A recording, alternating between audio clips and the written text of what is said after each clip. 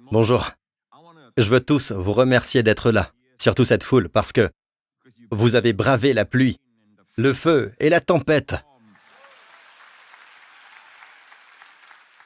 Amen. Ça fait de vous la colonne vertébrale de l'Église. Amen. Solide. Vous me faites penser au pasteur Marc. Bien sûr, vous ne vous sentez pas tous complimentés. Certains le pensent, d'autres non. Amen. Mais c'est vraiment incroyable. Quand vous avez des gens qui sont prêts à affronter les éléments. Amen. Pour venir à l'Église. Il fut un temps où s'assembler, se réunir comme une Église, pouvait signifier la mort. Et c'était l'époque où nos frères et sœurs chrétiens se réunissaient sous terre, dans les souterrains. Et les Romains, c'était avant que leur empereur ne soit touché par une vision dans le ciel et n'embrasse le christianisme traditionnel de cette époque. Mais avant que ça n'arrive, il y avait la persécution, d'accord? Et c'était difficile d'afficher que vous étiez un croyant. C'était courant. Les chrétiens étaient jetés dans l'arène, devenaient des gladiateurs, où beaucoup d'entre eux étaient simplement crucifiés, en grand nombre. Donc nous remercions Dieu pour la liberté que nous avons aujourd'hui. Amen. La liberté de pouvoir venir à l'Église pour prier ensemble. Louons le Seigneur. Alors ne soyons pas de ces gens qui disent « Oh, aujourd'hui, je ne peux pas aller à l'Église parce qu'il pleut. » D'accord? Si vous êtes amoureux et que votre petit ami vous dit « Peut-être qu'on ne peut pas se voir aujourd'hui parce qu'il pleut », dites « Chérie, je vais traverser le feu, je traverserai les eaux. Amen. S'il y a un tremblement de terre, je creuserai un passage jusqu'à toi. » Car jamais le cours d'un amour sincère ne fut paisible, mon amour. Amen. Amen. Eh, ce n'est pas la prédication. Quel chapitre et quel verset? Si quelqu'un essaie de prendre des notes. Non, ce n'est pas ça. Ce n'est pas ça. Je crois que c'est le songe d'une nuit d'été de William Shakespeare. Louez le Seigneur. Vous savez, nous passons par les principes de l'interprétation de la Bible. Et nous apprenons autant que nous le pouvons. Mais il y a tellement de principes.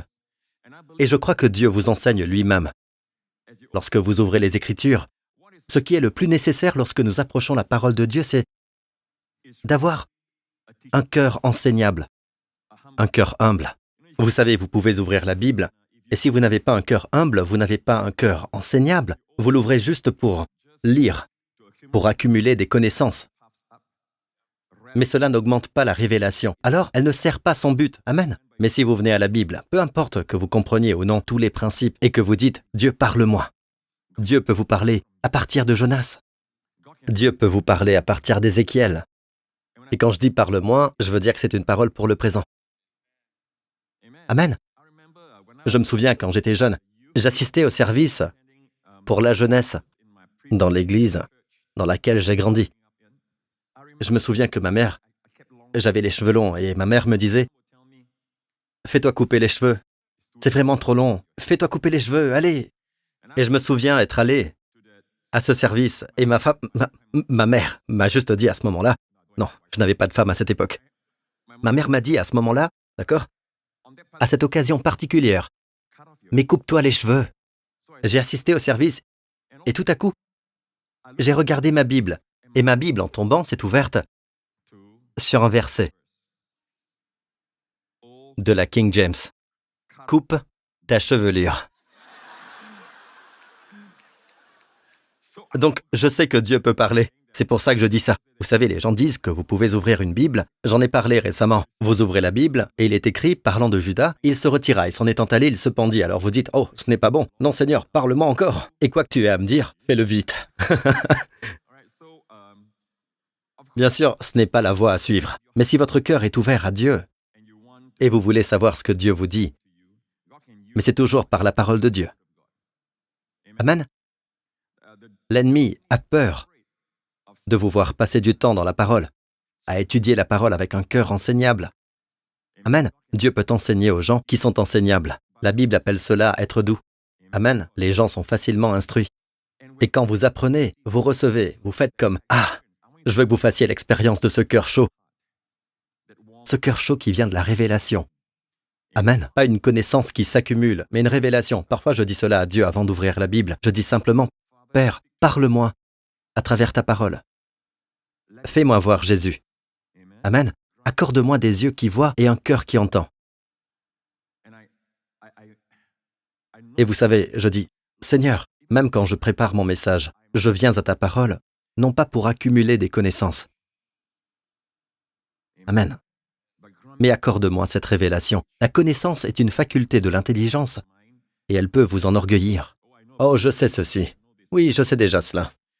Je le sais, il y a ceux qui peuvent aller dans des séminaires ou des centres théologiques pour apprendre beaucoup, mais sans rencontrer le Seigneur. Or, ce que vous voulez, c'est la connaissance révélée. Ce dont vous avez besoin, c'est la connaissance révélée. Et quand il s'agit de révélation, je veux que vous deveniez tous des accros de la révélation. Amen. Je veux dire, poursuivez la révélation. Waouh, c'était une révélation. Laissez Dieu vous donner votre propre révélation. Amen. Certes, oui, la parole de Dieu est la même, mais Dieu nous parle. Il s'adresse à nous même à partir d'un passage connu. Et c'est votre révélation. Et la révélation fera de vous un roc. Les gens viendront à vous pour passer du temps parce que dans le monde dans lequel ils vivent, il y a toujours des hauts et des bas. C'est désordonné. C'est un monde sans stabilité. Ils cherchent une certaine stabilité. Et quand ils vous regardent, vous êtes comme un roc. Vous êtes stable. Pour une raison quelconque, ils aiment être près de vous. Ils ne viennent peut-être pas vers vous en disant « je veux Jésus ». Peut-être sont-ils incapables de comprendre qu'ils cherchent Jésus, mais ils savent qu'il y a de la stabilité. Amen. Et ils aiment être près de vous parce que vous dites des paroles de sagesse. Vous êtes comme des eaux rafraîchissantes. Chaque fois qu'ils vous quittent, ils se sentent élevés. Ils ne savent pas pourquoi. Parce que vous avez l'Esprit de Dieu.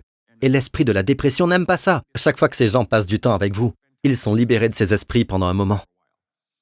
Amen. Amen. Savez-vous, vous êtes une lumière qui va quelque part. Vous ne le savez peut-être pas, mais vous êtes une lumière qui va quelque part pour briller. Amen. Et je pense que je vous ai déjà raconté cette histoire. C'est une histoire vraie. Je pense que c'était dans un de ces endroits, un de ces lieux où on pratique encore de la sorcellerie. Et il y avait un rituel de sorcellerie qui se déroulait et les gens frappaient leurs tambours et d'autres instruments. Et il y avait toutes sortes d'incantations et tout ça. Et tout d'un coup, le chef, la sorcière principale, celle qui dirigeait le groupe entier, c'était en plein air. Elle s'est effondrée bruyamment. Et elle tremblait. Et elle gémissait comme un chat. Un gémissement de chat qui a peur. Ou d'un chien qui a peur. Elle tremblait sur le sol, sur la terre. Et puis tous les gens ont regardé derrière elle parce qu'ils étaient dans un champ et il y avait un petit chemin. Et une vieille dame passait par là. Et la vieille dame chantait en les regardant et en rentrant chez elle. Plus tard, ils ont découvert que cette vieille dame revenait de l'église. Elle s'occupait de ses affaires et chantait des hymnes à Dieu. Mais ce qu'ils ont vu, c'est une boule de lumière qui passait.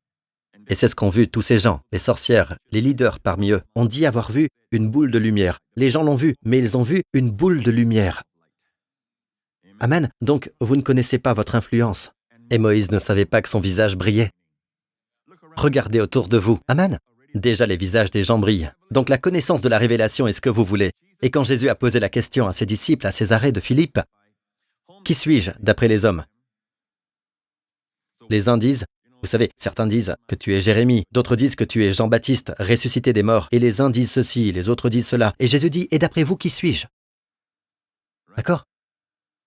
Alors ils ont dit, qui a répondu? Simon-Pierre, répondant dit, « Tu es le Christ, le Fils du Dieu vivant. » Et Jésus répondant lui dit, « Tu es bienheureux, Simon Barjonas, car la chair et le sang ne t'ont pas révélé cela. » Il a donc reçu une connaissance par révélation. La chair et le sang. En d'autres termes, vous n'avez pas obtenu cela de vous-même. Vous ne l'avez pas obtenu de quelqu'un d'autre. Car la chair et le sang ne t'ont pas révélé cela, mais mon Père qui est dans les cieux. Et vous voyez ce qui est arrivé à Pierre maintenant? Il a reçu une connaissance par révélation. Et il dit, « Et moi aussi, je te dis que tu es Pierre. Et sur ce roc. » Il y a une différence. Si vous regardez attentivement, d'accord? Les termes utilisés là sont différents. Pierre n'est pas le roc sur lequel Jésus va construire son assemblée. Il s'agit de la révélation qui a fait de Pierre un roc. C'est à cela que Jésus fait référence. Sur ce roc. Un roc fort, immense, je bâtirai mon assemblée. et les portes du Hadès ne prévaudront pas contre elle.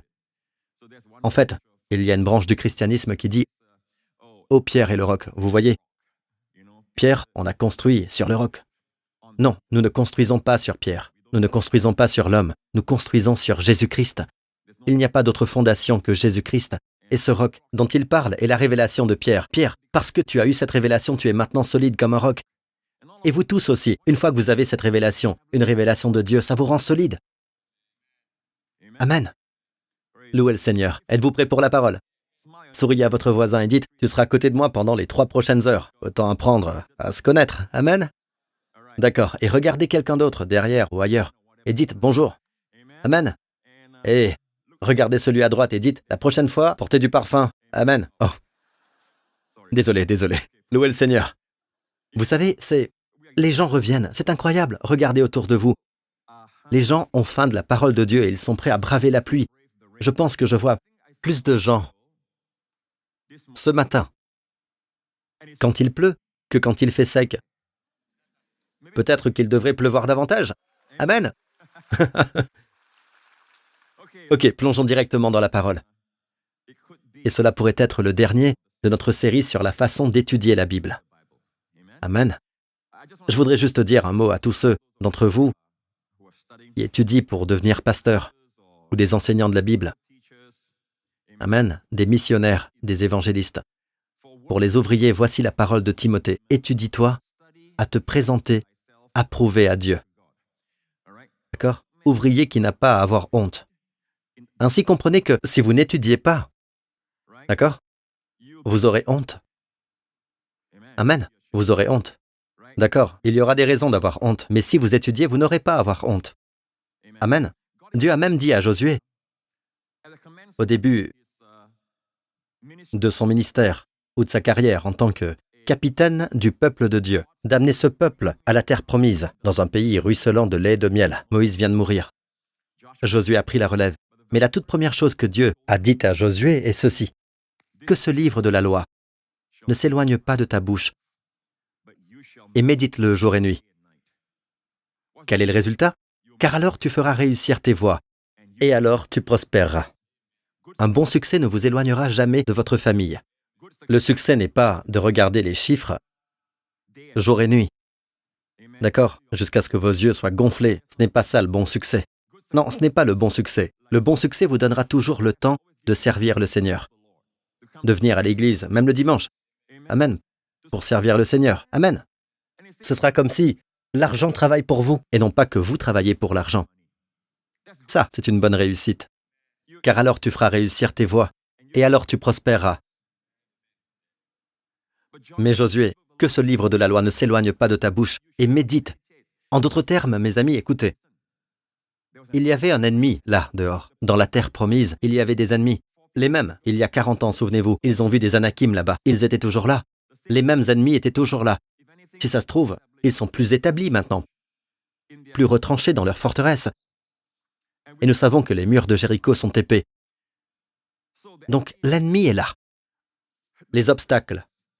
Ce qui semble être un obstacle insurmontable. Encore plus à cette époque, surtout cette saison, car le fleuve Jourdain déborde de ses rives pendant le temps de la récolte. Pas le meilleur moment pour traverser. C'est le pire des moments pour traverser le Jourdain. Vous avez là un obstacle naturel. Mais vous savez quoi? Quoi que vous ayez en face de vous, quel que soit l'obstacle, quel que soit l'ennemi, tu ne dois pas t'attacher à l'ennemi, Josué. Occupe-toi uniquement de ma parole. Quelle instruction pour un leader, dès le début. Ne sois pas occupé par l'ennemi. Ne sois pas occupé par les problèmes, les obstacles. Sois occupé par ma parole et tu rendras tes voies prospères. Tu auras un bon succès.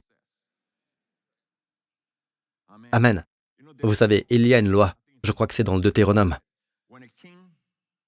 qui dit que quand un roi monte sur le trône, car son père est décédé ou pour d'autres raisons, il monte sur le trône, la première chose qu'il doit faire est, de sa propre main, écrire la loi. Le livre de la loi, ce sont les 5 premiers livres de Moïse. Il doit l'écrire de sa propre main afin qu'il apprenne à craindre le Seigneur tous les jours de sa vie. Écoutez, c'est le premier point. Pour qu'il craigne le Seigneur, pour qu'il s'humilie et ne s'élève pas au-dessus de ses frères. Il est roi. Il est roi. Et pourtant, il écrit et est familier avec la parole de Dieu. Amen. Je ne vous demande pas d'écrire toute la Bible, d'accord? Elle est déjà écrite pour vous. Amen. Mais au lieu de demander et de passer cette responsabilité à un scribe, le roi lui-même est censé écrire. Et le résultat suivant, comme je l'ai dit, c'est qu'il va s'humilier. Il ne s'élèvera pas au-dessus de ses frères. Et le troisième résultat est étonnant. Le troisième dit que lui et ses enfants, le roi et ses enfants, vivront longtemps. Sa carrière sera prolongée. Ses enfants et lui vivront longtemps. Tout cela est le résultat de la parole de Dieu. Soyez occupés par la parole. Et beaucoup d'entre nous, parce que nous ne sommes pas occupés par la parole, nous ne méditons pas sur la parole de Dieu. Nous méditons sur des choses que nous voyons. Vous savez, à la télé, n'est-ce pas? Et maintenant, avec Netflix qui est visible partout, disponible, accessible, les gens sont juste occupés par le mal. Beaucoup d'histoires sont mauvaises parce que le mal attire la chair. Amen. Avant que nous le sachions, nous sommes occupés par le mal. Nous sommes occupés par des choses négatives. On est occupé par les scandales et les choses comme ça, et les mauvaises choses, et l'esprit de commérage. Et avant que nous le sachions, nous sommes occupés avec ça. Et la Bible dit que nous sommes transformés en contemplant la gloire du Seigneur. Où trouvez-vous cela? Où trouvez-vous cela? Dans sa parole. Nous ne devons pas être occupés à regarder de l'obscène. En fait, je ne dis pas qu'il ne faut pas regarder ces choses du tout. Je dis juste qu'il faut s'assurer que ces choses-là ne sont pas votre activité principale, ce que vous faites le plus. Ne négligez pas la parole de Dieu. Amen. Et bien sûr, l'un des meilleurs moyens est que, vous savez, la Bible dit que Dieu fait des dons à l'Église. Quand Jésus s'est élevé, il a fait des dons à l'Église. Amen. Et l'un de ces cadeaux sont les pasteurs et les enseignants. Pourquoi sont-ils là? Pour enseigner la parole de Dieu. Cela ne signifie pas que Dieu m'enseigne directement. Je reçois la révélation directement, je n'ai besoin de personne. Non, non, non. C'est une attitude d'orgueil. Ce n'est pas être enseignable. Dieu les a élevés. Dieu a élevé des pasteurs et des enseignants. Ils ont les mêmes problèmes que vous, mais en plus, Dieu leur a permis de vivre certaines expériences afin qu'ils en soient riches pour les partager avec vous. Non seulement la parole de Dieu, mais la parole de Dieu qui a travaillé une vie. Ce sont surtout des hommes plus âgés. Et je me considère comme l'un d'eux. Ces personnes d'expérience. J'ai de nombreuses années d'expérience derrière moi. Amen. Mais quand vous regardez, quand vous voyez des personnes plus âgées et qu'elles enseignent la parole de Dieu, et vous pouvez voir l'onction de Dieu en eux pour enseigner, pour transmettre la révélation qui transforme des vies. Et c'est prouvé, il y a des antécédents prouvés. Accrochez-vous-y. Amen. Pas pour l'amour de la personne, mais pour ce ministère, ce don. Amen. Ce don vient de Jésus, le Christ ressuscité. Il a donné des dons à l'homme pendant qu'il s'élevait. Il a fait des dons à l'homme, les apôtres, les prophètes, les évangélistes, les pasteurs, les enseignants. Certains mettent les pasteurs et les enseignants ensemble parce qu'un pasteur est généralement un enseignant. D'accord? Mais il y a aussi des enseignants qui ne sont pas des pasteurs. Ils sont donc là pour enseigner. Alors quand vous dites « j'ai ma propre révélation », non, humiliez-vous. Écoutez l'enseignement de la parole de Dieu. Amen. Approchez-vous. Tenez-vous près de n'importe quelle source, de n'importe quel bec d'où s'écoule un liquide. S'il y a un filet d'eau, ne vous inquiétez pas pour ça. Soyez là, soyez sous le bec d'où la gloire s'écoule. Et demeurez là. Amen. Louez le Seigneur. Alléluia. Donc, un des principes clés que je veux vous transmettre aussi est de se rappeler que les choses que nous enseignons dans cette Église, d'accord, dans cette Église en particulier, nous nous concentrons sur ce qui est important dans la Bible. Maintenant, certains pourraient vouloir étudier des choses plus spécifiques. Par exemple, toute parole de Dieu est profitable. Parce que toute parole de Dieu est inspirée par Dieu. Amen. Elle est utile pour la doctrine, pour la remontrance. La remontrance, personne n'aime entendre des remontrances. La correction, vous l'avez, personne n'aime entendre ça. N'est-ce pas? Mais nous n'apprenons jamais des gens qui nous complimentent. Les compliments ne nous aident jamais à grandir. Ils nous font nous sentir bien. C'est quand les gens nous corrigent. Et souvent, ce sont les gens qui nous aiment. Ce sont les gens qui vous aiment, qui vous corrigent. Je ne parle pas de ceux, vous savez, qui font des coups bas. D'accord, à travers les réseaux sociaux. Je ne parle pas de ça. Ces gens-là, vous savez, ils sont toujours à l'affût de quelque chose à dire. N'est-ce pas? Je vais vous dire, si le meilleur gouvernement dirigeait, s'il existait un gouvernement idéal qui ne faisait jamais d'erreur et qui dirigeait le Singapour, il y aurait toujours beaucoup de critiques. Je pense que nous vivons dans un bon pays, un pays sûr, un pays protégé. Les gens veulent venir dans ce pays. D'accord? Le gouvernement est-il parfait? Il n'y a pas de perfection dans les citoyens. Et c'est vous qui approvisionnez le gouvernement. Ils viennent de vous tous. Et la perfection n'existe pas. Mais vous savez quoi? En considérant tous les facteurs et tout ça, nous avons un pays très bon et sûr. J'ai lu des articles sur des gens qui mangent des bols de moura ou du riz au poulet et tout ça à New York, en pleurant parce que dans le pays où ils vivent, ils n'ont jamais goûté ça. Et récemment, quand quelqu'un y est allé pour organiser un festival culinaire, il pleure quand il mange.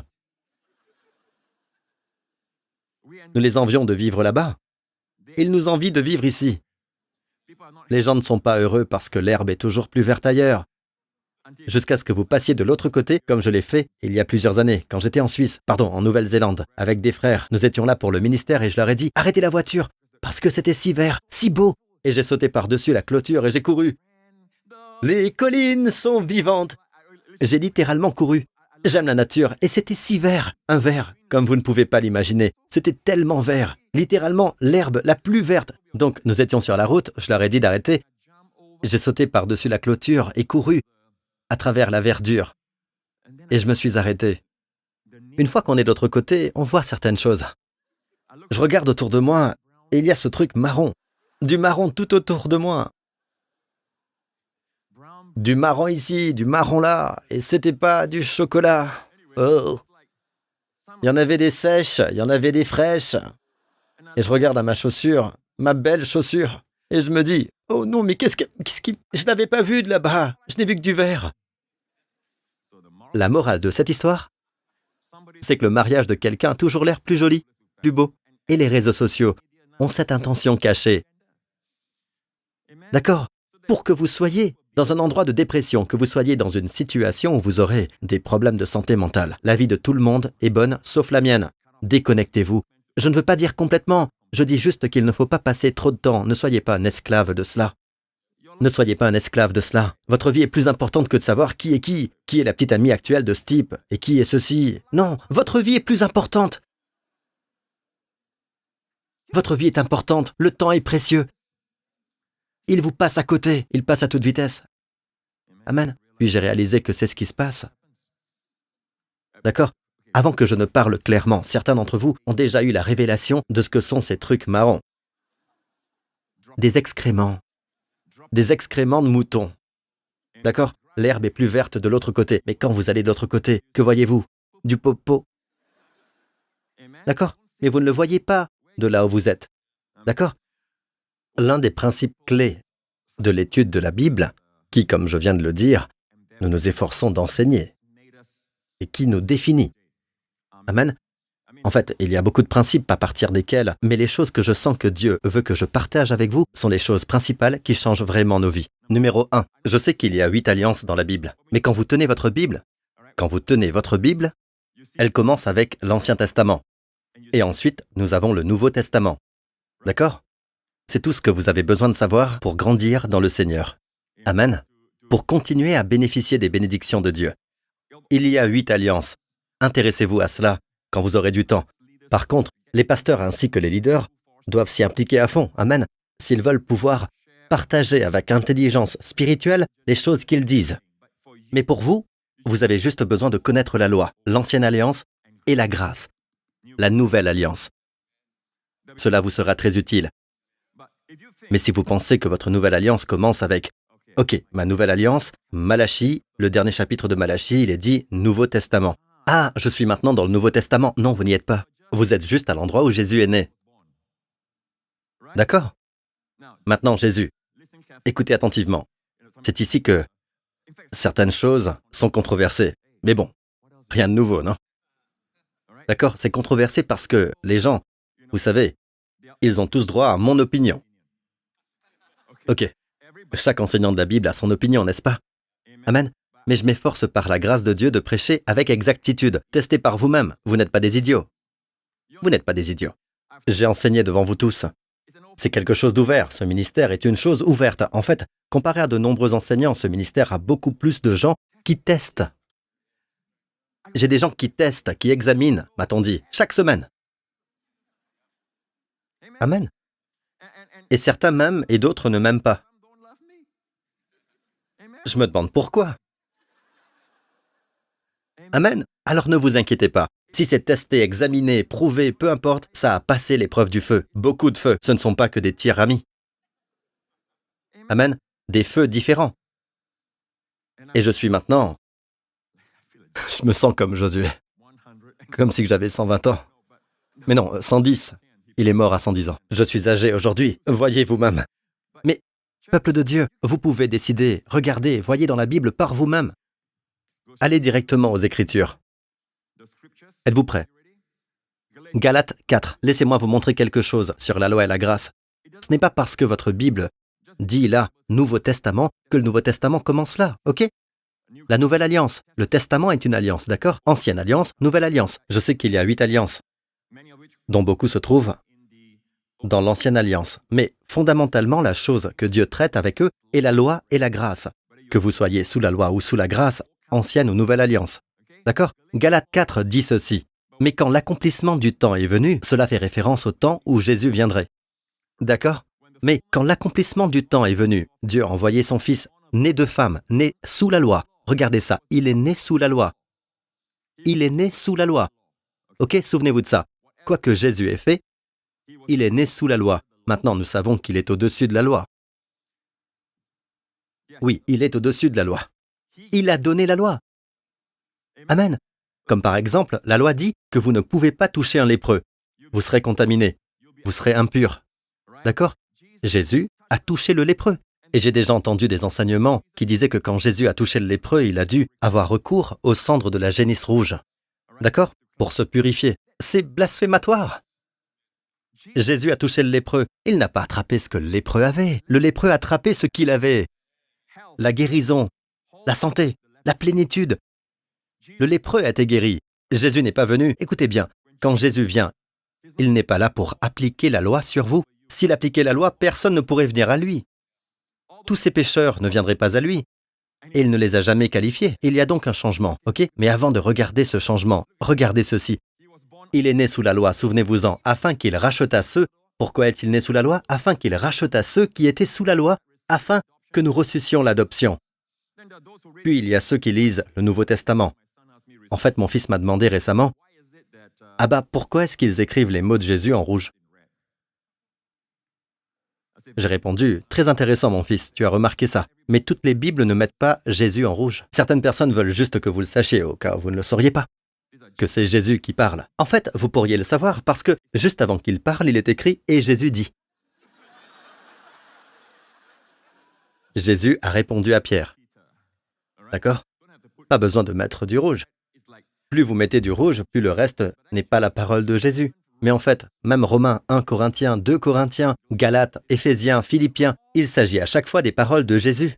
Elles sont données par Paul, le secrétaire. Amen. Mais ce sont les paroles du Christ ressuscité. Alors que Matthieu, Marc, Luc et Jean sont les paroles de Jésus quand il était sur terre. Et puis, il y a des gens qui disent, eh bien, le pasteur Prince dit que nous n'avons pas besoin de lire les évangiles. Non, c'est dans les évangiles que j'aime me nourrir, l'ami. J'aime me nourrir des évangiles parce que je vois la vie de Jésus. Je le vois faire tant de miracles. Surtout quand je ne me sens pas bien. Je passe en revue les miracles de guérison de Jésus. Et souvent, avant d'avoir fini, je me sens bien. Amen. Et c'est là que nous voyons Jésus le plus clairement. Mais n'oubliez pas que les paroles de Paul, les paroles de Pierre, les épîtres, sont les paroles du Christ ressuscité à travers eux. Car même à la fin de la vie physique de Jésus, sa vie terrestre, dans la chambre haute, qu'a-t-il dit? « J'ai encore beaucoup de choses à vous dire, mais vous ne pouvez les supporter maintenant. » Je veux dire, je pensais qu'il avait déjà tout dit. Non, j'ai encore beaucoup de choses à vous dire, mais vous ne pouvez les supporter maintenant. Vous voyez la différence? Mais quand l'esprit de vérité sera venu, il vous conduira dans toute la vérité. Ce qui veut dire que tout ce qu'il enseignait, ce n'était pas, disons, le plat de résistance. C'était l'entrée. C'est ainsi qu'il faut voir les paroles de Jésus dans les évangiles. Vous me suivez jusqu'ici? Par exemple, si vous n'êtes pas d'accord et que vous vous dites « Tout ce qui est en rouge doit être pris à la lettre », comment expliquez-vous ceci dans Matthieu 10? Matthieu 10. Ce sont les 12 que Jésus envoya après leur avoir donné les instructions suivantes. « N'allez pas vers les non-juifs. N'allez pas vers les non-juifs. En d'autres termes, ne prêchez pas aux païens. Ne prêchez pas et n'entrez dans aucune ville de Samaritains. Ce sont tous des non-juifs. Mais allez plutôt vers les brebis perdues de la communauté d'Israël. Alors, comment expliquez-vous cela? Au pasteur, Jésus a dit « Allez dans tout le monde et prêchez ». Oui, c'est venu plus tard, je sais. Mais que faites-vous de ce verset? C'est en rouge. J'ai dit que c'était en rouge. Alors que faites-vous de ça?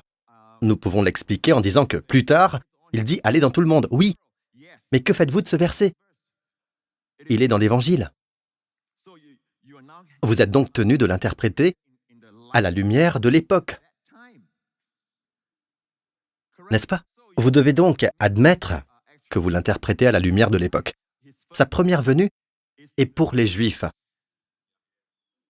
pour accomplir l'alliance faite avec les pères Abraham, Isaac et Jacob. Il est venu parce que c'était le peuple avec lequel Dieu a fait une alliance, avant que tout le monde ne soit béni à travers eux. Je crois que la situation idéale que Dieu avait en tête était le royaume de Dieu. S'ils avaient accepté Jésus-Christ au lieu de le rejeter, ils auraient été les évangélistes qui proclameraient au monde. Amen. Amen. Et Jésus aurait été au centre. Il vint chez soi, et les siens ne l'ont pas reçu. Et les siens ne l'ont pas reçu, le peuple juif. Mais à tous ceux qui l'ont reçu, il leur a donné le droit. Il leur a donné le droit d'être enfants de Dieu. Amen. Amen. Donc, oui. Aujourd'hui, ce n'est pas que pour les Juifs. Bien entendu, Dieu conserve une alliance spéciale avec eux. Il va l'accomplir dans les jours à venir, surtout quand nous serons enlevés. Le programme entier de Dieu, le programme prophétique, reviendra aux Juifs. Amen. Amen. Et nous regarderons d'en haut. Et si vous ne croyez pas à l'enlèvement avant le jugement dernier, vous pouvez rester. On vous regardera d'en haut. Amen. Et c'est très clair. Pour moi, la Bible est très claire. Elle dit que nous sommes délivrés de la colère à venir. Amen. On ne subit pas la colère. Vous me suivez jusqu'ici? Donc, quand Jésus est venu dans sa ville natale, à Nazareth, où il a grandi, il est né à Bethléem, mais il a grandi à Nazareth. Beaucoup d'entre vous y sont allés. Dans peu de temps, vous y serez à nouveau. Amen. Alors, quand il a grandi là, comme le voulait la coutume, la Bible dit, il est allé à la synagogue. C'était leur église à l'époque. Et ils lui ont demandé de lire. Amen. C'était le moment pour lui de lire. Vous devez savoir une chose. Chaque sabbat, quand ils lisent, ils suivent un programme. Ils l'appellent la Haftarah. OK? La parachate de cette lecture particulière. Donc au moment où ils ont demandé à Jésus de lire, n'est-ce pas incroyable? C'est à partir d'Ésaïe 61. L'Esprit du Seigneur est sur moi. Amen. Il m'a consacré pour annoncer la bonne nouvelle aux pauvres. Il m'a envoyé pour guérir ceux qui ont le cœur brisé, pour proclamer aux prisonniers la délivrance. Amen. Et aux aveugles le recouvrement de la vue. Et puis il a dit ceci, pour proclamer une année de grâce du Seigneur. Et la Bible dit qu'il a roulé le livre. N'est-ce pas? Pour proclamer une année de grâce du Seigneur. Une citation d'Ésaïe 61. Jésus cite dans sa ville natale, Nazareth. Mais remarquez, Jésus est venu pour proclamer une année de grâce du Seigneur. Ensuite, il roula le livre. Mais si vous regardez la référence d'Ésaïe pour proclamer une année de grâce du Seigneur, voici ce que vous voyez. Un jour de vengeance de notre Dieu. Ceci est tiré d'Ésaïe. Le jour de la vengeance n'est pas encore venu. Sa première venue est pour sauver. Le jour de la vengeance est encore à venir. Même pour nous maintenant, le jour de la vengeance est encore à venir. Il y a des gens qui essaient de faire croire que, oui, tous ces signes et tous ces fléaux, ce sont les jours de la vengeance. Non, ce ne sont pas les jours de la vengeance. En fait, Jésus lui-même a dit que ces signes, les fléaux, les famines, la récession, et ainsi de suite, ne sont que le début des douleurs. Donc, remarquez qu'il s'est arrêté. Revenez à la lecture de Jésus. Où s'est-il arrêté? Pour proclamer une année de grâce du Seigneur. Ensuite, il roula le livre. Mais après ça, il y a une virgule. Et un jour de vengeance de notre Dieu. Donc, entre la virgule et le jour de la vengeance, il y a 2000 ans, mes amis. 2000 ans. Nous devons diviser correctement la parole afin de ne pas avoir honte. D'accord? Vous ne pouvez pas appliquer la Bible juste comme ça. Vous devez diviser correctement la parole. Nous ne sommes pas dans l'année de la vengeance. Nous ne sommes pas dans le jour de la vengeance, devrais-je dire. Nous ne sommes pas dans le jour de la vengeance. D'ailleurs, une année, c'est plus long qu'un jour. Dieu est bon. Très bien. Et la vengeance n'est pas pour nous. Il ne vient pas pour juger nos péchés. En fait, nous venons avec lui. Amen. Vous ne savez pas monter à cheval? Vous saurez le faire. Amen. Nous venons avec lui. J'ai dit que nous venons avec lui. Ceux qui croient que l'enlèvement aura lieu quand Jésus viendra en personne sur terre, comment cela va se faire? Nous montons à mi-chemin, puis Jésus dit « Demi-tour !» Tout comme ici-bas on dit « Go Stan ». Vous savez, Go Stan vient des Britanniques. On l'utilise à cause d'eux. Ils disent « Go astern ». Ça veut dire « en arrière ». Donc « Go Stan ». D'accord? Vous montez et à mi-chemin, Jésus dit « Ah, en arrière !» Puis vous redescendez. Non, bien sûr que non. D'accord? Nous serons avec le Seigneur. Et c'est l'image du mariage juif. Amen. Vous partez pour être avec votre époux et il y a 7 jours de festivités. Amen. Louez le Seigneur. C'est assez évident si vous avez des yeux pour voir. Mais si nous disons non, c'est comme ça, c'est dans la Bible, ça semble si noble, si bon, mais Dieu attend de vous que vous divisiez correctement. Voyez-vous ce que Jésus a fait? Ok, un autre exemple. Jésus dans Luc 9. Très bien. Dans Luc 9, Jésus traversait une ville de Samarie, qui n'est pas une ville juive, soit dit en passant. Et il prétendait que Jérusalem n'est pas le centre du culte, que c'était chez eux, que le mont Garizim est le centre du culte. Donc, les Juifs et les Samaritains ne sont pas d'accord. Alors Jésus est passé par la Samarie. Et les Samaritains ont vu que Jésus préférait Jérusalem. En fait, ils attendaient Jérusalem. Donc, dans sa conversation, dans son comportement, cela se voyait qu'il allait à Jérusalem. Ils n'ont donc pas aimé cela et ont probablement dit quelque chose contre le Seigneur. Les disciples l'ont entendu. Vous savez qui l'a entendu? L'apôtre de l'amour, Jean. Jacques et Jean l'ont entendu. Et voici ce qu'ils ont dit, Jacques et Jean. Ils ont dit, « Seigneur !» Ses disciples Jacques et Jean dirent, imaginez l'apôtre de l'amour disant ceci. « Seigneur, veux-tu que nous ordonnions au feu de descendre du ciel et de les consumer, comme l'a fait Élie ?» Maintenant, vous souvenez-vous de l'histoire d'Élie? Sinon, je vais vous la raconter. Ok, c'est 10 ans après que le feu soit tombé sur le mont Carmel. Vous vous souvenez du défi lancé aux prophètes de Baal? Élie les a défiés et pendant 3 ans et demi, il y a eu une sécheresse. Rien ne peut pousser et le peuple se bat. Tout ça parce qu'ils ont adoré l'idole de Jézabel. Et Dieu dit, repentez-vous. D'accord? Dieu les aime. Dieu veut qu'ils se repentent. Alors Dieu envoie Élie et il dit ceci. Dieu qui répond par le feu. Vous connaissez tous l'histoire, je ne vais pas entrer dans les détails. Alors Dieu a répondu par le feu. Cette fois, le feu est tombé sur les désobéissants, les enfants rebelles d'Israël. Ceux qui ont adoré un autre Dieu, pas le Dieu qui les a fait sortir du ciel. D'Égypte. Jusqu'à une terre d'abondance, la terre de Canaan. Hein? Ce sont les mêmes personnes, ils ont oublié Dieu. Mais ce feu, quand Élie a offert un taureau en sacrifice, c'était une image du sacrifice de Jésus. Jésus sur la croix.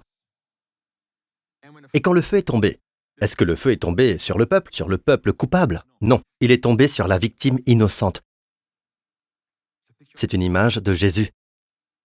Mais la Bible dit que quand le feu est tombé, d'ailleurs, il y avait 12 pierres pour représenter les 12 tribus d'Israël sous l'autel qu'Élie avait placé là. Et la Bible dit qu'il leur a demandé de verser quoi? De l'eau.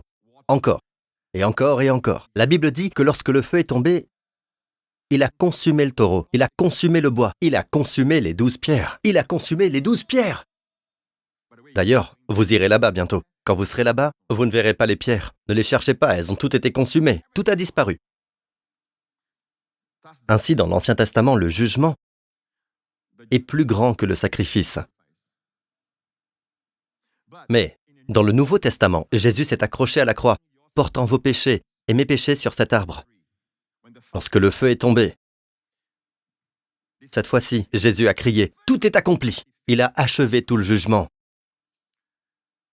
Libéré le pardon pour nous tous, tout a été payé légalement, justement. Et il est resté.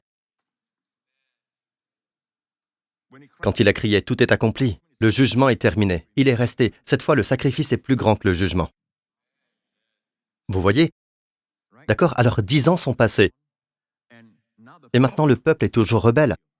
Pouvez-vous le croire? Donc, Élie est assis sur la montagne. Cette fois, Akab est mort et son fils a pris la relève. Et il a envoyé des soldats, pour arrêter Élie, pour venir prier pour lui. Pouvez-vous croire qu'on arrête quelqu'un pour venir prier pour vous? Élie, qui est assis au sommet de la montagne, la Bible ne dit pas laquelle, je soupçonne que ça pourrait très bien être encore le Carmel. C'est dans le même voisinage. C'est 10 ans après que le premier feu soit tombé. Il y a une leçon à tirer ici. Et les soldats vinrent. Et très grossièrement, « Descends, homme de Dieu! Descends et suis-nous !» Et il dit, « Si je suis un homme de Dieu, que le feu descende du ciel et te dévore. » Et le feu descendit du ciel, les 50 soldats, plus leur commandant, ont tous été brûlés. Et le roi dit, « Waouh, envoyez-en 50 autres. » D'accord, c'est ce qu'on appelle la sagesse du monde, d'accord? Il n'y a pas de sagesse là-dedans. Alors ils ont envoyé 50 autres, et un autre capitaine a dit, « Dépêche-toi de descendre! Descends, homme de Dieu !» Il a dit, « Si je suis un homme de Dieu, que le feu descende du ciel. » Chut, encore une fois, ils ont tous été brûlés. Et ce roi, quel esprit! Il a envoyé le 3e groupe. Alors cette fois, le commandant était humble, et s'est baissé, et il dit, « S'il te plaît, ne me tue pas, homme de Dieu. S'il te plaît, épargne mon âme. » Vous voyez, Dieu est toujours très sensible à l'humilité. Laissez-moi vous dire ceci. Un jour, peut-être que je vais prêcher un message sur l'humilité, sur le fait que tant d'entre nous ont ce sentiment d'arrogance.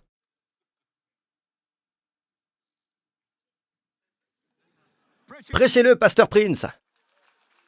Un sentiment d'arrogance. On oublie de dire merci. S'il vous plaît, on traite les gens comme s'ils étaient censés nous servir. Remerciez Dieu simplement. Si des gens travaillent pour vous, appréciez-les.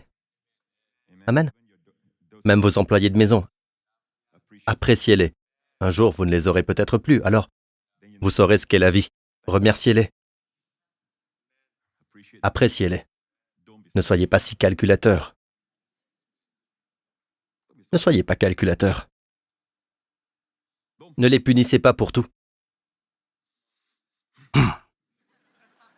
Prêchez-le, Pasteur Prince. Pouvez-vous, s'il vous plaît, continuer? Comment étudier la Bible? Je ne suis pas venu ici pour que vous me disiez comment je dois traiter mon employé de maison. Vous en voulez encore un peu? Comme si le feu de l'enfer ne faisait pas peur. Ok? De toute façon, cet homme a été épargné. Dieu a dit descends avec lui. Alors il est allé avec lui. Ok? C'est de cet incident dont parlent Jacques et Jean, le disciple bien-aimé. Jacques et Jean ont dit, devons-nous faire descendre le feu comme Élie? Qu'il soit consumé, comme avec Élie. En fait, c'est la Samarie, au même endroit. C'est le même endroit. Et, se tournant, il les censura fortement et dit, vous ne savez pas de quel esprit vous êtes animés. En effet, le Fils de l'homme n'est pas venu pour perdre les âmes des hommes, mais pour les sauver. Et vous savez ce qu'il a fait? Il n'a pas puni. Il est juste allé dans un autre village. Je vous le dis, d'accord? C'est pire. Celui qui a le pouvoir d'ouvrir les yeux des aveugles, l'onction est sur lui pour déboucher les oreilles des sourds, ouvrir les yeux des aveugles, ressusciter les morts, purifier le lépreux. Il s'est éloigné de votre maison. Il s'est éloigné de votre ville. C'est dommage pour vous. C'est triste que vous ayez eu l'opportunité. Il est juste allé dans un autre village. Mais regardez ce que Jésus dit. Vous ne savez pas de quel esprit vous êtes animés. Ils peuvent dire, l'esprit d'Élie. Ne pensez-vous pas que les disciples ont un précédent dans les Écritures? Allez-y, répondez-moi. Je sais que c'est tôt le matin et que la pluie a trempé vos cheveux, mais dites-moi, y a-t-il un précédent dans les Écritures? Il y en a un, n'est-ce pas? Élie est un homme de Dieu. C'était juste pour son époque. Et c'est une leçon. S'il n'accepte pas le sacrifice, que le feu est tombé sur le mont Carmel, mais pas tombé sur la nation coupable, mais est tombé sur l'innocent. En d'autres mots, c'est une image de Jésus, non? Le sacrifice, le feu est tombé sur le sacrifice. Si vous rejetez ça, cette image de la seconde venue, pas l'enlèvement, la seconde venue, quand Jésus revient avec nous tous, le jour de la vengeance. Cette fois, le feu tombe sur le peuple. Vous comprenez? Si vous rejetez la grâce, il n'y a plus d'espoir. D'accord? Vous pouvez tous dire Amen, c'est un fait. La Bible en parle. Un jour de vengeance de notre Dieu. Remarquez que c'est une chose courte. Il fera un travail rapide pour recréer un nouveau ciel et une nouvelle terre où la justice habitera, dit la Bible. Le loup habitera avec l'agneau. Rien ne pourra blesser ou détruire. Dans ce règne millénaire, celui de Jésus. Amen. Amen. Donc, vous pouvez dire que Pierre et Jean, je veux dire Jacques et Jean, peuvent dire, oui, en fait, Seigneur, nous suivons la Bible, mais Jésus peut dire, vous la lisez et ne la divisez pas correctement. Nous ne sommes pas soumis à cela. Soyez donc très prudents.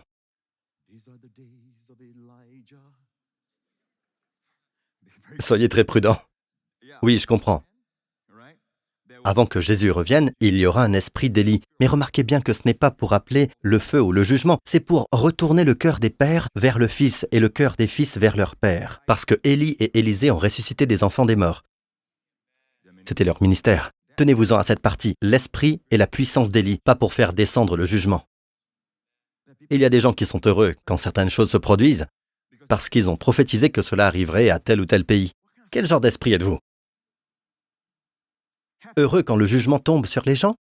Jésus a même dit, vous connaissez Sodome et Gomorrhe, vous connaissez leurs péchés. Vous savez ce que Jésus a dit à Capernaum? Capernaum est l'endroit où Jésus a ouvert les yeux des aveugles, débouché les oreilles des sourds, a dit un mot au centurion romain dont le serviteur était mourant et l'a ressuscité. Amen. C'est l'endroit où Lévi, il deviendra Matthieu, celui qui a écrit le premier évangile de Matthieu dans le Nouveau Testament. Amen. Ce que je veux dire, c'est que beaucoup de miracles ont eu lieu là-bas. Mais Jésus a dit de Capernaum parce qu'ils l'ont rejeté finalement. C'était pire, parce qu'ils rejetaient la grâce. Et vous savez ce que Jésus a dit? Si les miracles accomplis au milieu de toi l'avaient été dans Sodome, elles subsisteraient encore aujourd'hui. En d'autres mots, ils se seraient repentis. Ils seraient là aujourd'hui, ils se seraient repentis. Cela me dit donc que le péché du rejet de la grâce est pire que le péché de Sodome.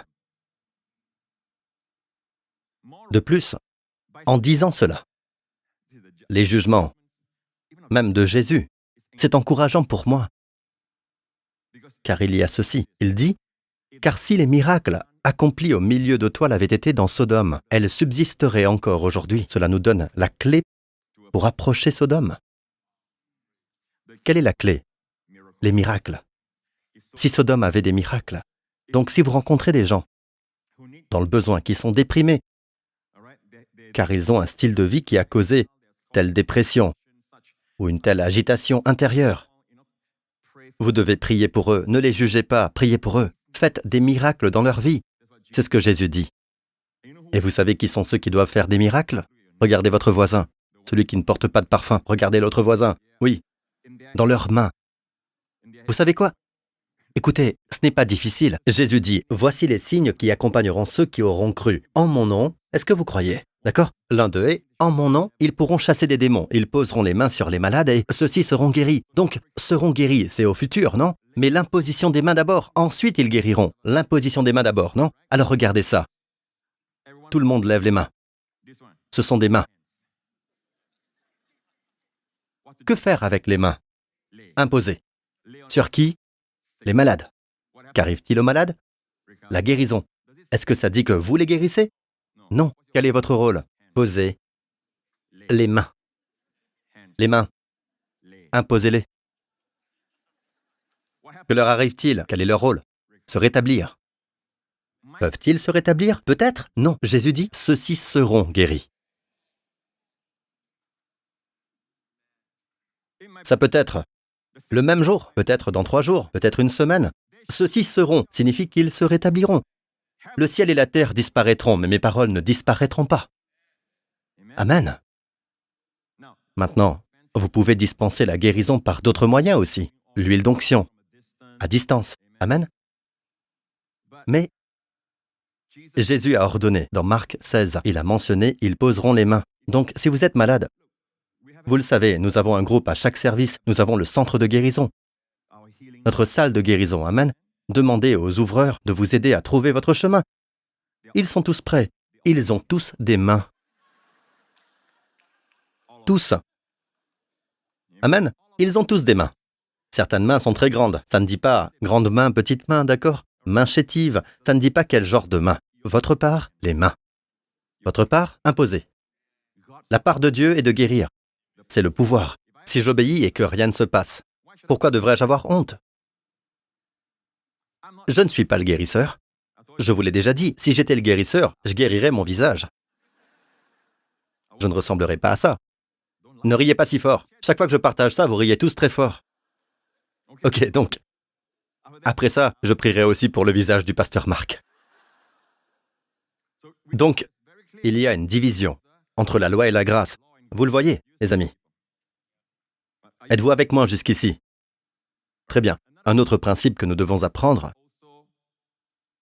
est celui d'interpréter chaque verset hors de son contexte. Miles Coverdale, montrez-leur encore Miles Coverdale. Cela vous aidera grandement à comprendre les Écritures si vous notez non seulement ce qui est dit ou écrit, mais de qui et à qui, avec quels mots. Est-ce dit aux Juifs? Je peux quand même en profiter. Vous savez, un grand homme de Dieu a écrit. C'était quelqu'un comme le diacre Marc ou le diacre Matthieu. Désolé, je viens de rétrograder Marc. Ok? Qui est assis devant ici. Ok, donc, parce qu'il sait que j'aime cet homme de Dieu et que cet homme de Dieu lui a donné un enseignement de la parole, il le partage avec moi. Puis-je en bénéficier? Donc, même si c'est écrit à quelqu'un d'autre, est-ce que je peux en bénéficier? Oui. Même si c'est écrit pour les Juifs dans l'Ancien Testament, vous pouvez en bénéficier. Et beaucoup de choses dans l'Ancien Testament sont des types. Toutes ces choses sont écrites pour servir d'exemple. 1 Corinthiens 10 nous le dit. Toutes ces choses qui arrivent, ces choses-là, se produisent dans l'Ancien Testament, dans l'expérience du désert, de l'Égypte à Canaan. D'accord? Tous les livres de l'Ancien Testament sont là pour notre apprentissage et notre admonition. Mais pouvons-nous bénéficier de mots directs aux Juifs, même à cette époque? Oui! Amen. Me suivez-vous jusqu'ici? Mais les épîtres nous sont adressées. Toutes les Écritures sont écrites pour notre bénéfice. D'accord? Mais il y a des Écritures, et cette partie est généralement le Nouveau Testament, qui nous sont adressées. Donc, quand Jésus dit « n'allez pas vers les non-juifs, allez plutôt vers les brebis perdues », ce n'est pas écrit pour nous, c'est écrit pour les Juifs, adressé aux Juifs de l'époque, qui étaient ses disciples. Ok? Est-ce que c'est clair jusqu'ici? Très simple, non? D'accord. Oui ou non, c'est comme ça. D'accord? Donc, si vous ne secouez pas la tête, vous dites juste oui.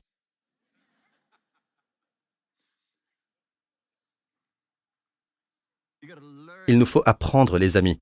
À l'église, vous devez hocher la tête pour encourager le pasteur, d'accord? Je ne peux voir que vos têtes, vous savez, c'est tout ce que je peux voir. Alors vous bougez la tête, d'accord? Je suis encouragé de savoir que vous comprenez. Vous comprenez? Encore une fois, on va tous...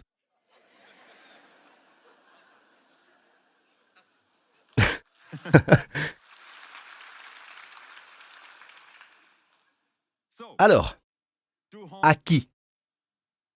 À qui? Avec quel mot? À quel moment? Où? À quelle intention? Dans quelles circonstances? En considérant ce qui précède avant et ce qui suit. La dernière partie signifie le contexte. Regardez tout dans son contexte. Je vous l'ai dit, beaucoup de chrétiens ont peur d'Hébreux 10. Si nous péchons volontairement.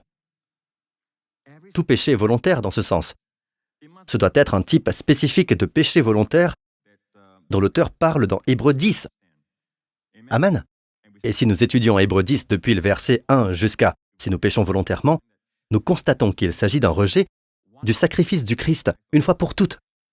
Amen. C'est un rejet du témoignage du Saint-Esprit, en particulier dans le domaine de « je serai miséricordieux envers votre injustice et je ne me souviendrai plus de vos péchés ».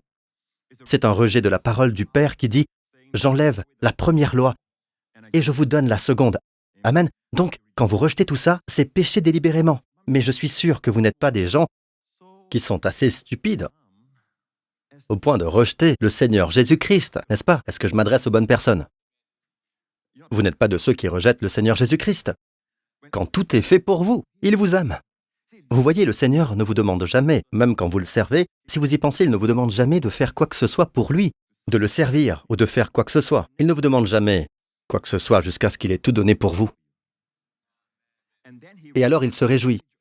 Il se réjouit quand vous donnez même à quelqu'un un verre d'eau froide. Ne pensez pas que vous êtes le premier à donner. Il est le premier à donner. Et puis-je dire ceci aussi? En termes de moralité, c'est plus important pour lui. D'une certaine manière, il trouve une grande joie. Et d'ailleurs, vous pouvez toujours plaire au Seigneur. Nous sommes tous hautement favorisés en Christ. Nous sommes tous acceptés par le Christ, mais il y a aussi un mot utilisé, qu'il y a des choses que nous faisons qui peuvent lui plaire. comme un enfant que je favorise grandement. Mon enfant est toujours cher à mes yeux, toujours aimé de moi. Amen. Mais il y a des fois où mon enfant va faire quelque chose et à ce moment précis, cela me fait plaisir. Il y a donc des choses que vous pouvez faire. La Bible dit, car c'est à de tels sacrifices que Dieu prend plaisir. Et nous voulons tous plaire au Seigneur.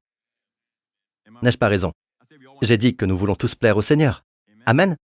Et maintenant, quand je vous dis étudier pour vous montrer approuvé par Dieu, ce n'est pas approuvé en termes de salut, comme si vous ne l'aviez pas déjà. Non, non, nous sommes tous approuvés, que vous soyez un ouvrier, un serveur, un prédicateur, un ouvrier ici. Approuvé ici est dokimos. Pas hautement favorisé comme dans les Éphésiens, mais dokimos. Dokimos est un terme utilisé à l'époque de l'Athènes antique. En Grèce, d'accord? Leur moyen de paiement était des pièces de monnaie et ils taillaient ces pièces. D'accord? Et à une époque, en un siècle, il y eut plus de 80 lois votées à Athènes afin d'arrêter le taillage de la pièce parce que la pièce était molle, la base métallique était molle, pas comme notre pièce aujourd'hui. Ils pouvaient alors la modifier. Et il y a beaucoup de changeurs de monnaie qui refusent d'accepter des pièces de monnaie qui ont été modifiées. Ce sont des gens intègres, ces changeurs. Et ces changeurs sont appelés des gens qui sont dokimos. Des gens éprouvés, des gens intègres. Étudiez pour vous montrer agréable à Dieu. Étudiez pour vous montrer dokimos. Un ouvrier n'a pas à rougir. Êtes-vous avec moi jusqu'ici? C'est le bénéfice de ceux qui vont être des enseignants de la Bible, et des serviteurs, et des évangélistes. Ok, louez Dieu. Maintenant, regardez les circonstances et regardez ce qui suit.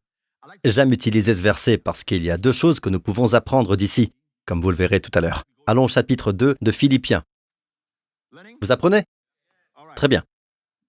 Ainsi donc, mes bien-aimés, je rigole parce que je sais ce que j'ai préparé, je sais que vous allez recevoir. Je prépare tellement de choses, mais je ne parle que d'un quart de tout ce que je prépare. Mais ne vous inquiétez pas, vous rentrerez chez vous. Ne vous inquiétez pas, je vous renverrai à l'heure, dans 3 heures. Ainsi, mes bien-aimés, vous qui avez toujours obéi, non seulement quand j'étais présent, mais bien plus encore maintenant que je suis absent, mettez en œuvre votre salut avec crainte et profond respect. En effet, c'est Dieu qui produit en vous le vouloir et le faire pour son projet bienveillant. Je ne sais pas combien de fois cela m'a été rapporté. Dans une conférence, un autre orateur m'a même rapporté ceci et m'a dit « Et les Philippiens ?» qui disent « Mettez en œuvre votre salut. » Ils connaissent tous cette partie. « Mettez en œuvre votre salut. » Ils connaissent tous cette partie. Alors j'ai dit « Que voulez-vous dire par là ?» Êtes-vous en train de me dire que nous sommes censés œuvrer à notre salut aujourd'hui? L'idée que les gens ont, c'est que nous œuvrons toujours à notre salut. Non, mes amis, une fois que vous avez cru au Seigneur Jésus-Christ, vous avez intérêt à savoir que vous êtes sauvés. Il n'y a plus d'œuvre à faire. En fait, cela n'existe pas d'œuvrer pour son salut. Vous ne pouvez pas œuvrer pour votre salut. Ce n'est pas par les œuvres. C'est par la grâce, par la foi que vous recevez. Abraham a été justifié sans les œuvres. Abraham a cru en Dieu. Elle lui a été imputée à juste titre. C'est donc sorti de son contexte.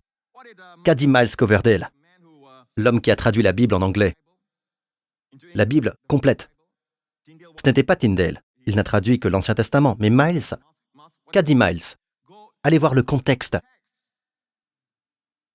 Ce qui précède, ce qui suit. Donc il dit, il écrit aux croyants, mes bien-aimés, il écrit aux croyants, et leur dit, œuvrez dans l'œuvre de Dieu. Œuvrez, parce que c'est Dieu qui est à l'œuvre. Vous savez, si vous avez le désir de servir dans un domaine quelconque, sachez ceci, Dieu a mis en vous ce désir et cette volonté. Et il n'y a pas que ça. Il y a à la fois la volonté et le moyen de faire. Et ensuite, il vous donne la capacité.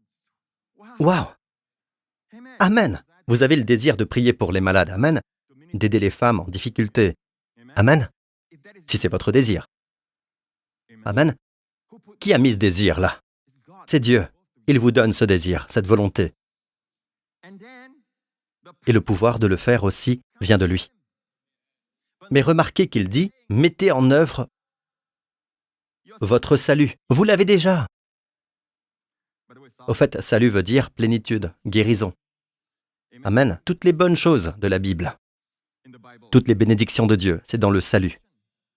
Vous trouvez que le salut signifie plus que simplement être sauvé de l'enfer. Œuvrez dans l'œuvre de Dieu. Amen. Réalisez-le. En d'autres termes, Dieu vous donne la volonté, Dieu vous donne le désir de travailler parmi les enfants, Dieu vous donne le désir de tout ça, il vous donne le pouvoir de le faire. Et vous, que faites-vous? Vous ne faites rien. Vous laissez tout ce potentiel sommeiller en vous. Du gâchis. Mais sur l'échelle de valeur de Dieu, Comme je le disais à l'instant, vous savez comment il valorise tout ce qui concerne la moralité. Vous pouvez croire en Dieu, demander à Dieu une promotion dans votre travail. Vous pouvez demander à Dieu, vous savez, j'ai besoin de plus de revenus. Ce que vous voulez, et ça vous arrivera. Vous êtes très heureux, d'accord? Et Dieu est heureux, vous savez, quand vous êtes heureux. Oui. Mais vous savez ce qui plaît vraiment à Dieu? Ce n'est pas que vous obteniez toutes ces choses, mais que vous soyez patient, que vous soyez doux. Et cela dans vos relations. Vous dites, quel est l'intérêt d'être patient? Ça fait plaisir à Dieu. Je pense que si j'obtiens un autre million, ça fera plaisir à Dieu. Je peux faire tellement plus pour lui. Non, ça plaît plus à Dieu quand vous êtes patient avec les gens, que vous êtes gentil. Les gens du monde d'aujourd'hui ne voient aucune raison d'être patient, à moins que ce soit pour le spectacle, pour que je puisse obtenir quelque chose de vous. Le plaisir d'aimer n'est pas d'obtenir quelque chose en retour, mais plutôt dans l'amour lui-même. Vous trouverez votre épanouissement et votre plaisir dans l'amour. Même si la personne ne vous le rend pas, vous pouvez voir que les gens qui aiment d'une autre manière deviennent très en colère, quand la personne qu'ils aiment ne leur rend pas l'appareil. Mais d'abord, je ne t'ai pas aimé pour obtenir quelque chose en retour, donc la façon dont tu réponds n'a pas vraiment d'importance. Et tous ceux qui me critiquent, je vous aime. Je vous aime vraiment. En fait, il m'arrive de communier pour vous. Amen. Je prie pour que Dieu vous bénisse, vos familles et vous. Amen. Ne laissez pas de mauvaises choses arriver. Amen. D'accord? Je prie pour que vous communiez tous aussi pour moi. Hein? Amen. Oui, parce que les gens n'ont pas besoin de changer pour que je les aime. D'accord? C'est l'amour de Dieu. Amen. Bénissez ceux qui vous maudissent. Faites du bien à ceux qui vous détestent. D'accord? Amen. Alors louez le Seigneur. Voici donc une traduction dans son contexte. Œuvrez dans l'œuvre achevée de Dieu. Dieu merci, Dieu agit. Il ne vous demande pas quelque chose que vous n'avez pas. Si Dieu vous dit d'imposer les mains aux malades, d'accord? Sa vertu de guérison est déjà en vous. Encore une fois, ce n'est pas à vous de le faire, mais il vous en donne la volonté. Imaginez qu'il vous amène jusqu'au bout. Vous avez juste à... C'est comme une direction assistée, d'accord? Vous avez juste à décider de la direction. Parfois, les gens utilisent même un seul doigt. Décider de la direction, la puissance se met en marche. D'accord? Et pourtant, il y a des gens qui laissent tous ces dons, ce charisme, cet appel, ces onctions être gaspillés. Et il n'y a pas d'accomplissement. Ils veulent gagner 10 millions de dollars de plus. Ils veulent en avoir plus. Ça ne les satisfait pas tant que ça. Ça ne vous satisfait pas au fond, vous savez. Mais quand on est gentil, qu'on aime, ça plaît à Dieu, plus que toute autre chose. Amen. Est-ce que je peux vous montrer un verset qui m'est venu à l'esprit? Je n'avais pas prévu cela, donc il n'est pas programmé. Est-ce qu'on peut aller à Colossiens chapitre 1? Colossiens chapitre 1, rapidement, pour que je n'ai pas à ouvrir ma Bible. Qui l'a eu en premier? Ok, au premier rang. Ils sont les premiers à l'avoir. Je sais qu'ils sont les premiers à l'avoir car ce sont mes pasteurs et mes leaders. Ce sont mes conseillers municipaux. Ils sont les premiers à l'avoir. D'accord? Allez, quelqu'un l'a eu au premier rang? Quelqu'un l'a eu au premier rang? Quelqu'un? Colossiens 1, 18. Quelqu'un l'a eu dans l'assemblée? L'assemblée l'a eu.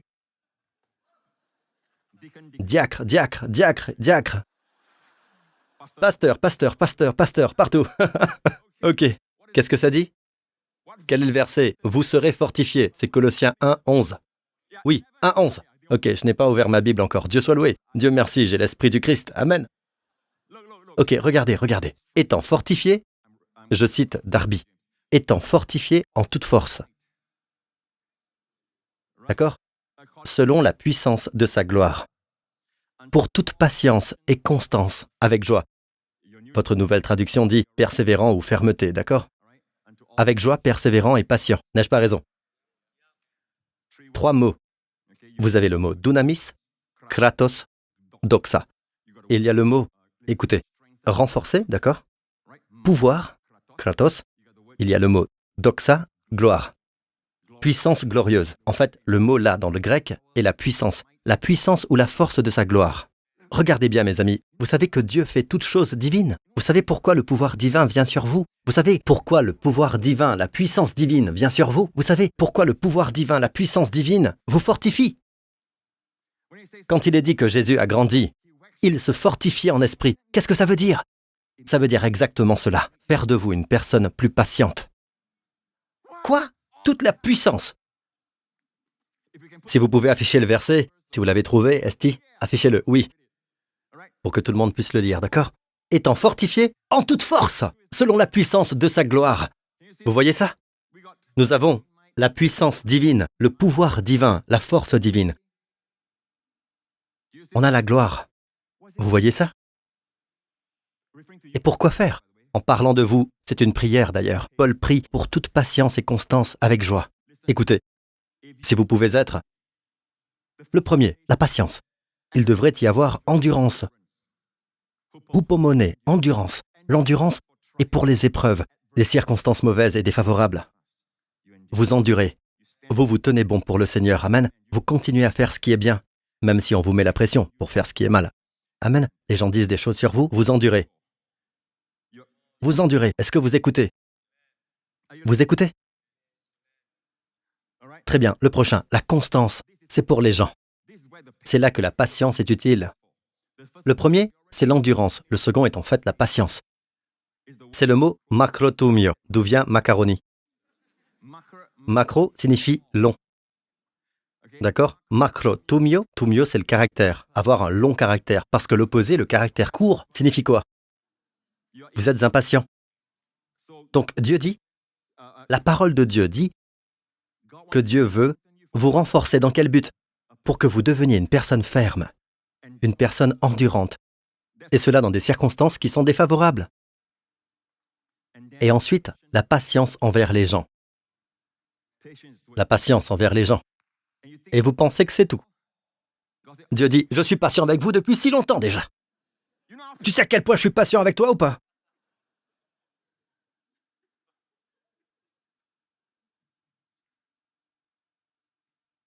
Avec joie. Une fois, je vous le dis, ce verset est celui qui me touche chaque fois que je suis sur la route. Il me touche à chaque fois que je suis sur la route, vraiment, parce que je peux être patient. Je ne fais rien en retour. Ils font, vous savez, des trucs marrants. Je veux dire, rien qu'hier. C'était hier. Vous savez, je conduisais et j'ai vu que, honnêtement, peuple de Dieu, c'est arrivé. Je n'essaie pas de me mettre en valeur en montrant une bonne action afin de me flatter, non. Mais honnêtement, j'ai vu un bus sur le point de sortir de sa voie, de l'arrêt d'autobus. Et je laisse toujours, si je peux, le bus passer en premier parce que sinon, la voiture peut continuer à rouler, vous voyez. Et le bus, il y a plus de gens à l'intérieur. Donc je m'arrête. Quand je m'arrête, derrière moi, pan, pan, pan, le bus est tellement grand. On ne peut pas juste s'arrêter, respirer, laisser les gens dans le bus passer en premier, atteindre leur destination. C'est quoi ce sentiment d'arrogance? Ma voiture ne doit pas cesser de rouler. Si elle s'arrête, je vais faire une crise cardiaque. Si vous vivez comme ça, vous en aurez une.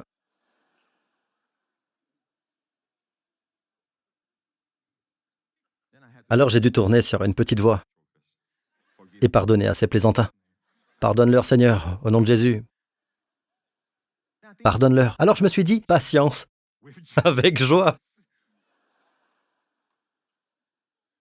Patience avec joie. Je n'en suis pas encore là, mais je prie pour ça. D'ailleurs, c'est une prière. C'est une prière que Paul a faite pour les saints de Colosse. Et cette prière est une prière inspirée par l'Esprit. Donc, ce qui est bon pour les saints de Colosse est bon pour les saints de la New Creation Church, pour les saints de la GRC. C'est pour tous les saints aujourd'hui parce que c'est une prière inspirée par l'Esprit. Priez pour vos proches, priez pour vous-même. Fortifiez en toute force. Étant fortifié en toute force, selon la puissance de sa gloire, afin que je puisse faire des miracles, les amis. Alléluia! Allez les amis, vous êtes malades, mettez votre tête ici.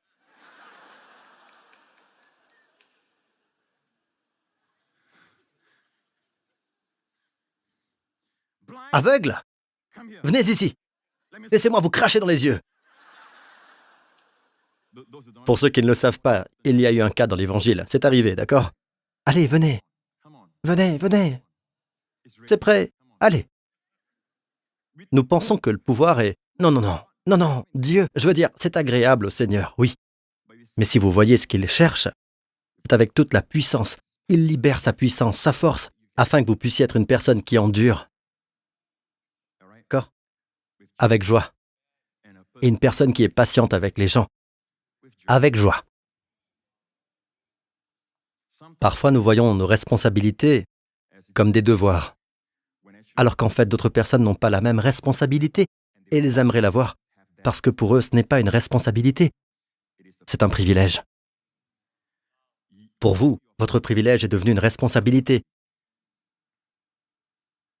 Oui. Ma femme, moi, vous savez quoi? C'est à elle de le faire. Pourquoi dire merci? Mes employés de maison, je les paie. Pourquoi dire merci? Pourquoi dire s'il vous plaît? Avant que vous ne le sachiez, cela se répercute sur votre lieu de travail. Vous savez, dès que la courtoisie se perd dans une société, vous voyez que tout le monde devient arrogant. Tout le monde.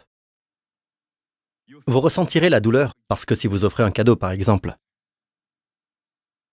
et il n'y a pas de remerciement, les gens oublient. C'est pourquoi je dis, lorsque vous faites un cadeau, n'attendez rien en retour. Vous aimez? Profitez de l'amour. Votre récompense, votre accomplissement est dans l'amour. Vous avez le droit d'aimer. Amen. Alors prions les uns pour les autres, d'accord? En étant fortifiés en toute force. Vous savez, je dois m'arrêter maintenant. Ok? Je plaisante. Pour les nouveaux arrivants, les 3 heures n'étaient qu'une blague. C'était une blague, d'accord? Donc je vais vous laisser partir. Et honnêtement, nous ne sommes pas encore arrivés au cœur de ce que je voulais partager. Donc, néanmoins, c'est bon. Parce qu'en plus, cette partie où le Seigneur m'a arrêté, encore une fois, peuple de Dieu, souvenez-vous de ça, d'accord? Pour le Seigneur, la façon dont nous traitons les autres est plus importante que de le servir d'une manière visible,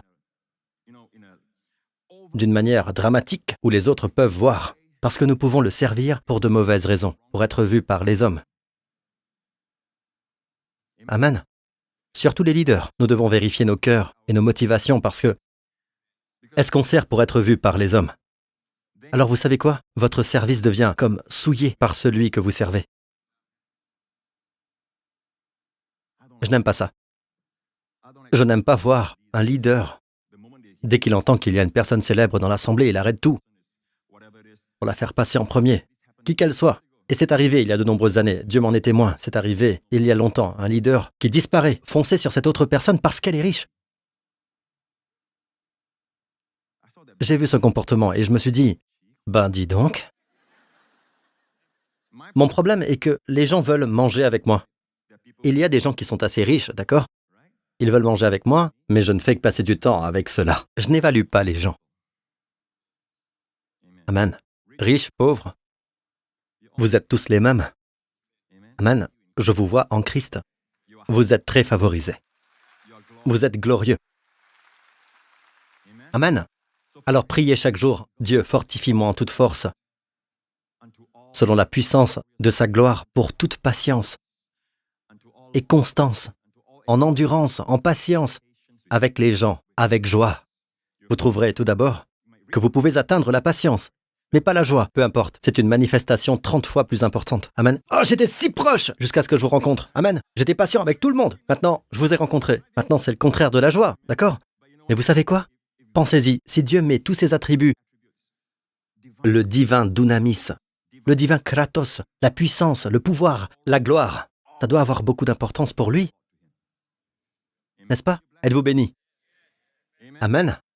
Et vous tous, fermez la tête, baissez les yeux. Oh, à chaque fois, c'est pareil. Fermez les yeux et baissez les têtes. Ok. Écoutez, si vous n'avez jamais mis votre confiance dans le Seigneur Jésus-Christ, il va revenir. Les signes sont déjà là pour montrer qu'il revient. Amen. Il y aura des guerres et des rumeurs de guerre. Il y aura des famines à de nombreux endroits. La Bible dit, quand ces événements commenceront à se produire, relevez la tête parce que votre délivrance est proche. Et il s'agit de notre corps physique, de la rédemption corporelle. Vous n'avez peut-être jamais accepté Jésus comme le paiement final pour tous vos péchés. Vous essayez de faire le bien pour que Dieu se souvienne de votre bien. Aucune quantité de bien, mes amis, ne sera jamais à la hauteur de la justice parfaite de Dieu. Donc, Dieu, de son côté, nous aime. La Bible dit que Jésus a dit, « En effet, Dieu a tant aimé le monde. Dieu vous aime tant qu'il a donné son Fils unique, afin que quiconque croit en lui ne périsse pas, mais ait la vie éternelle. » Alors si c'est vous, je vous invite, au nom de Jésus, à croire au Seigneur Jésus-Christ et vous serez sauvés et logés. Faites cette prière avec moi maintenant. Dites, Père Céleste, je proclame que Jésus-Christ est mort sur cette croix pour tous mes péchés. Il a porté mon jugement. Il a été enterré. Et le troisième jour, tu l'as ressuscité des morts. Merci Seigneur. Il est vivant aujourd'hui. Jésus-Christ est mon Seigneur, ressuscité des morts.